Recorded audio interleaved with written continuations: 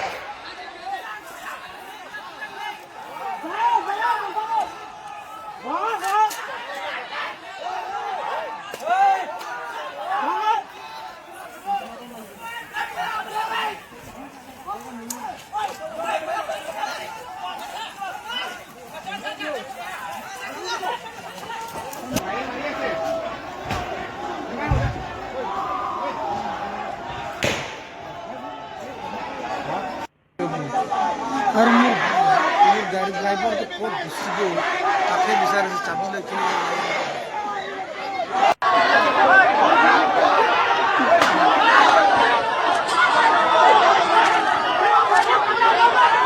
हुआ फॉलो है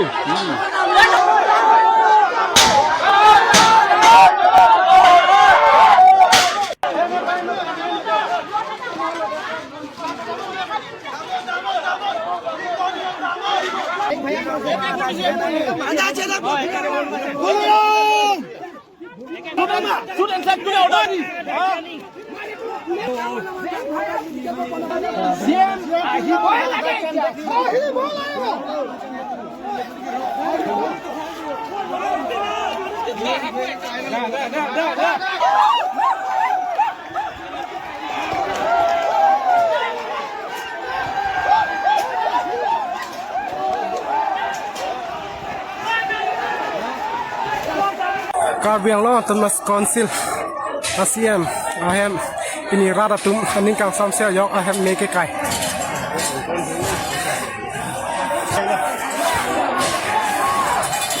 gas ka hupon tu ke gas lem lego bit ni Karbi আংলঙত বাস কৰা অনা কাৰ্বি বা যিসকল কাৰ্বি আংলঙৰ স্থায়ী লোক নহয় তেওঁলোকক নিজৰ মাটিৰ পৰা উচ্ছেদ কৰিব লাগে বুলি বহুদিনৰ পৰা এটা দাবী আছে। কিন্তু গুৱাহাটী উচ্চ ন্যায়ালয়ে এটা ইণ্টাৰিম জাজমেণ্ট দিছে যে বৰ্তমান আমি তেওঁলোকক এভিকশ্যন কৰিব নোৱাৰোঁ। কোৰ্টৰ এগেইনষ্টতকৈ এভিকশ্যন কৰাটো সম্ভৱ নহয়, কিন্তু স্বাভাৱিকভাৱে এছাম লোকে এইটো বিচাৰিছে যে ইমিডিয়েট এভিকশ্যন হ'ব লাগে। এই ক্ষেত্ৰত আমৰণ অনশন কৰি আছিলে। যেতিয়া স্বাস্থ্যৰ অৱনতি ঘটিলে আমি তেওঁলোকক গুৱাহাটী মেডিকেল কলেজলৈ লৈ আহিলোঁ। তাতে এটা বাতৰি কোনোবাই উলিয়াই দিলে যে আমি তেওঁলোকক গ্ৰেপ্তাৰ কৰিছোঁ। কোনো গ্ৰেপ্তাৰ কৰা হোৱা নাই, চিকিৎসাৰ কাৰণে অনা হৈছিলে। DGP তাতে আছে, ময়ো সকলোৰে লগত কথা পাতি আছোঁ।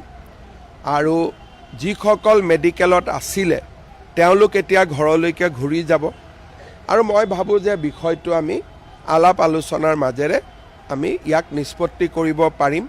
কাৰণ হাইকোৰ্টৰ ৰায় এটাৰ বিপক্ষে আমি কিবা এটা কৰিম বুলি ক'লেও কৰিব নোৱাৰোঁ, কিন্তু আমি একেলগে হাইকোৰ্টত কথাটো আলোচনা কৰিব পাৰোঁ। বা এক্ৰছ দ্য টেবুল বহি আমি আলোচনাও কৰিব পাৰোঁ। মন্ত্ৰী ৰণোজ পেগু তালৈকে গৈ আছে আৰু DGP ইতিমধ্যে তাত উপস্থিত হৈছে। মই ভাবোঁ যে ঘটনাটো আমি নিয়ন্ত্ৰণত আনিব পাৰিম আৰু পৰৱৰ্তী সময়ত যিসকলে এইটো আন্দোলন কৰি আছে তেওঁলোকৰ লগত মই নিজেও কথা পাতিম। মোৰ বিশ্বাস আছে যে আমি সমস্যাটো আলাপ আলোচনাৰ মাজেৰে সমাধান কৰিব পাৰিম। মই তাকে কৈছোঁ যে তুলিৰাম ৰংহাঙে নিজেও বিচাৰে যে আমি এভিকশ্যন কৰোঁ, কিন্তু হাইকোৰ্টৰ অৰ্ডাৰ হ'লেতো তুলিৰাম ৰংহাং নহয়, ময়ো কৰিব নোৱাৰোঁ। গতিকে যোনে ঘৰ আক্ৰমণ কৰিছে বা থানাখনতো অলপ আক্ৰমণ কৰিব চেষ্টা কৰিছে, এইটোৱে সমাধান একো নানে। বৰঞ্চ কালি যেতিয়া হাইকোৰ্টে গম পাব যে আমাৰ অৰ্ডাৰ থকাৰ পিছতো কোনোবাই আমাৰ অৰ্ডাৰটো ভায়লেট কৰিবৰ কাৰণে জবৰদস্তি কৰিছে, তেতিয়াতো হাইকোৰ্টৰ আৰু বেছিহে খং উঠিব। সাধাৰণতে হাইকোৰ্টে কেছ দিলে, কিবা অৰ্ডাৰ দিলে আমি কি কৰোঁ? হাইকোৰ্টলৈকে আহোঁ। হাইকোৰ্টে নামানিলে আমি সুপ্ৰিম কোৰ্টলৈকে যাওঁ। কিন্তু হাইকোৰ্টৰ অৰ্ডাৰ থকা বিষয় এটাত আমি যদি কাজিয়া পেচাল কৰোঁ, তেতিয়া হাইকোৰ্টে আলোচনাৰ ৰাস্তাটোতো তাত প্ৰশ্নবোধক চিন আহিব। সেইকাৰণে মই ভাবোঁ যে যিসকলে এইটো কৰিছে তেওঁলোকে হয়তো কথাটো ভালকৈ বুজা নাই বা হাইকোৰ্টৰ জাজমেণ্টটো দেখা নাই। এতিয়া DGPয়ে তেওঁলোকৰ লগত কথা পাতি আছে, ময়ো কথা পাতি আছোঁ। মই ভাবোঁ যে ৰাতিৰ ভিতৰতে পৰিস্থিতি নিয়ন্ত্ৰণত আহি যায়। আপোনালোকে নিশ্চয় দেখিছে কাৰ্বি আলং এতিয়া একদম উত্তপ্ত পৰিস্থিতি। আৰু এই উত্তপ্ত পৰিস্থিতি কি কাৰণে আপোনালোকে বাৰু সকলোৱে জ্ঞাতনে? যোনসকলৰ জ্ঞাত তেওঁলোকে নাচালেই হ'ল, আৰু যিসকলে জ্ঞাত নহয় তেওঁলোকে চালেই হ'ল মোৰ ভিডিঅ'টো দেই। কাকো জোৰ জবজ কৰা নাই। গতিকে কথাটো আছিল এনেকুৱা, কাৰ্বি আলঙত তুলিৰাম ৰহাঙৰ বিৰুদ্ধে জনতাৰ ক্ষোভ জুইৰ দৰে জ্বলি আছিলে। মানে বহুত দিন ধৰি তেওঁলোকৰ প্ৰতিবাদ হৈ আছিলে, কেইবাদিনো, বহুদিন নহয় আছিলে। আনকি বিজেপি কৰ্মীয়েও কেইবাবাৰো তুলিৰাম ৰহাঙৰ বিৰুদ্ধে, দুৰ্নীতিৰ বিৰুদ্ধে প্ৰতিবাদ কৰা দেখিবলৈ পাইছিলোঁ। তাৰ পিছত কিন্তু কি হৈছিল জানেনে? হিমন্ত বিশ্ব শৰ্মাৰ ব্যৱসায়িক ঘনিষ্ঠ ATM হোৱাৰ বাবে আজিলৈকে তুলিৰাম ৰহাঙৰ বিৰুদ্ধে কোনো ব্যৱস্থা গ্ৰহণ কৰা নাছিল, যাৰ পৰিণতিত আজি কাৰ্বি আলং নেপালৰ দৰে ভয়াৱহ পৰিস্থিতিৰ সৃষ্টি হোৱা আপোনালোকে নিজ চকুৰ আগতে দেখা পালে, নহয় জানো? গতিকে মই পলম নকৰি তাৰ দুটামান দৃশ্য আপোনালোকৰ ওচৰলৈ দাঙি ধৰিলো, চাওক। আৰু সঁচাকৈ বহুত এইটো মানে বেয়া কথা হৈছে। আৰু আজি হৈছে তাত, কালি হ'ব আকৌ আমাৰ ইয়াত। এইবিলাক মানে কয় নহয় দেখাক দেখি। আৰু আচলতে কি হৈছে জানে? অতিষ্ঠ হৈছে মানুহ, অতিষ্ঠ। আৰু সেই অতিষ্ঠৰ ধৈৰ্যৰ বান্ধ ছিগি গৈছে। ছিগাৰ ফলতে এনেকুৱা এটা পৰিস্থিতিৰ সৃষ্টি হ'ল। অনা অসমীয়াক উচ্ছেদৰ দাবীত অগ্নিগৰ্ভ কাৰ্বি পাহাৰ। CM তুলিৰাম ৰংহাঙৰ বাসগৃহত অগ্নিসংযোগ।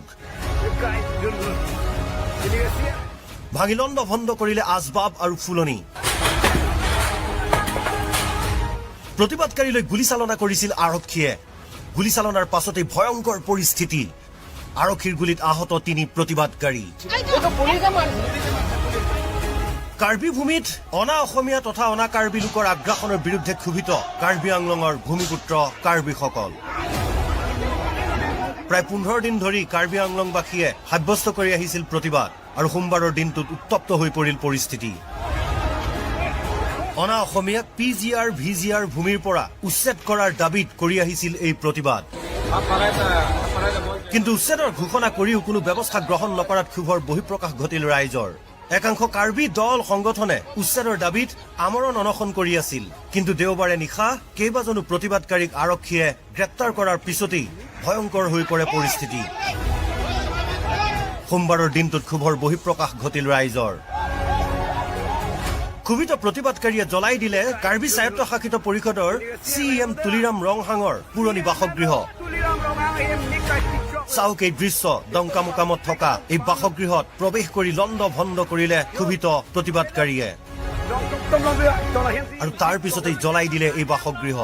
যদিও বা তুলিৰাম ৰংহাং এই ঘৰটোত নাথাকে, কিন্তু তেওঁৰ পৰিয়ালৰ বহু লোক থাকে এই বাসগৃহত। পৰিস্থিতি নিয়ন্ত্ৰণ কৰিবলৈ আৰক্ষীয়ে কৰা গুলীচালনাত আহত হৈছে 3গৰাকীকৈ লোক। বৰ্তমানো শান্ত হোৱা নাই পৰিৱেশ। আৰক্ষী আৰু প্ৰতিবাদকাৰীৰ মাজত হতাহতিও লাগিল এই ঘটনাত।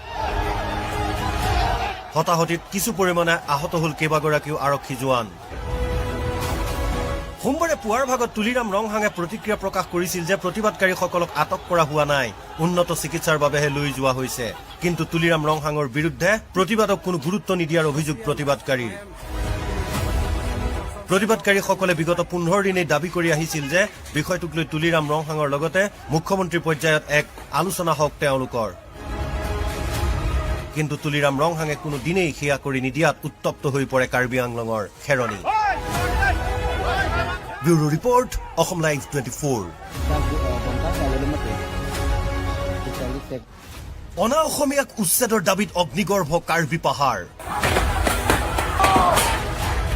CM তুলিৰাম ৰংহাঙৰ বাসগৃহত অগ্নিসংযোগ। ভাঙি লণ্ড ভণ্ড কৰিলে আচবাব আৰু ফুলনি। প্ৰতিবাদকাৰীলৈ গুলীচালনা কৰিছিল আৰক্ষীয়ে। গুলীচালনাৰ পাছতেই ভয়ংকৰ পৰিস্থিতি। আৰক্ষীৰ গুলীত আহত 3 প্ৰতিবাদকাৰী। কাৰ্বি ভূমিত অনা অসমীয়া তথা অনা কাৰ্বি লোকৰ আগ্ৰাসনৰ বিৰুদ্ধে ক্ষোভিত কাৰ্বি আংলঙৰ ভূমিপুত্ৰ কাৰ্বিসকল। প্ৰায় 15 দিন ধৰি কাৰ্বি আংলংবাসীয়ে সাব্যস্ত কৰি আহিছিল প্ৰতিবাদ, আৰু সোমবাৰৰ দিনটোত উত্তপ্ত হৈ পৰিল পৰিস্থিতি। অনা অসমীয়াক PGR VGR ভূমিৰ পৰা উচ্ছেদ কৰাৰ দাবীত কৰি আহিছিল এই প্ৰতিবাদ। কিন্তু উচ্ছেদৰ ঘোষণা কৰিও কোনো ব্যৱস্থা গ্ৰহণ নকৰাত ক্ষোভৰ বহিঃপ্ৰকাশ ঘটিল ৰাইজৰ। একাংশ কাৰ্বি দল সংগঠনে উচ্ছেদৰ দাবীত আমৰণ অনশন কৰি আছিল। কিন্তু দেওবাৰে নিশা কেইবাজনো প্ৰতিবাদকাৰীক আৰক্ষীয়ে গ্ৰেপ্তাৰ কৰাৰ পিছতেই ভয়ংকৰ হৈ পৰে পৰিস্থিতি। সোমবাৰৰ দিনটোত ক্ষোভৰ বহিঃপ্ৰকাশ ঘটিল ৰাইজৰ। ক্ষোভিত প্ৰতিবাদকাৰীয়ে জ্বলাই দিলে কাৰ্বি স্বায়ত্তশাসিত পৰিষদৰ CM তুলিৰাম ৰংহাঙৰ পুৰণি বাসগৃহ। চাওক এই দৃশ্য, ডংকামুকামত থকা এই বাসগৃহত প্ৰৱেশ কৰি লণ্ড ভণ্ড কৰিলে ক্ষোভিত প্ৰতিবাদকাৰীয়ে, আৰু তাৰ পিছতেই জ্বলাই দিলে এই বাসগৃহ। যদিও বা তুলিৰাম ৰংহাং এই ঘৰটোত নাথাকে, কিন্তু তেওঁৰ পৰিয়ালৰ বহু লোক থাকে এই বাসগৃহত। পৰিস্থিতি নিয়ন্ত্ৰণ কৰিবলৈ আৰক্ষীয়ে কৰা গুলীচালনাত আহত হৈছে 3 গৰাকীকৈ লোক। বৰ্তমানো শান্ত হোৱা নাই পৰিৱেশ।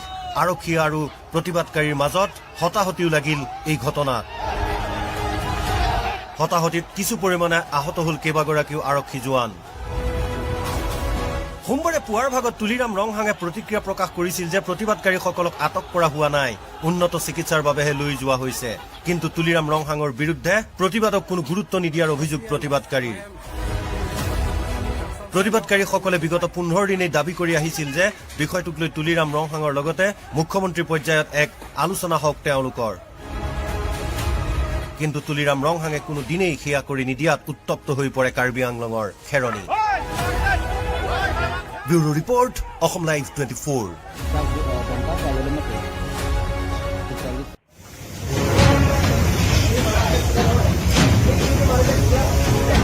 খঙৰ বহিঃপ্ৰকাশ নহয়নে?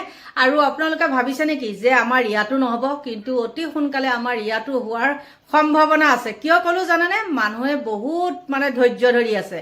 তো যিয়ে নহওক বন্ধুসকল, আপোনালোকে ভিডিঅ'টো শেষলৈ চোৱাৰ পিছত আচলতে বুজি পালে যে কিয় গুলীবাৰী চলাই আছিল ফৰেষ্টৰ মানুহবোৰক, আচলতে কিয় পুলিচে ইমান খঙত উঠি আছে। তো যিয়ে নহওক বন্ধুসকল, ভিডিঅ'টো সম্পূৰ্ণ চোৱাৰ পিছত আপোনালোকৰ অতি মূল্যৱান মন্তব্যটো কি তো কমেণ্ট বক্সত জনোৱা। ভিডিঅ'টো ভাল লাগিলে এটা লাইক মাৰি চেনেলটো ছাবস্ক্ৰাইব মাৰি অৱশ্যই ভিডিঅ'টোক এটা শ্বেয়াৰ কৰি দিব। ধন্যবাদ।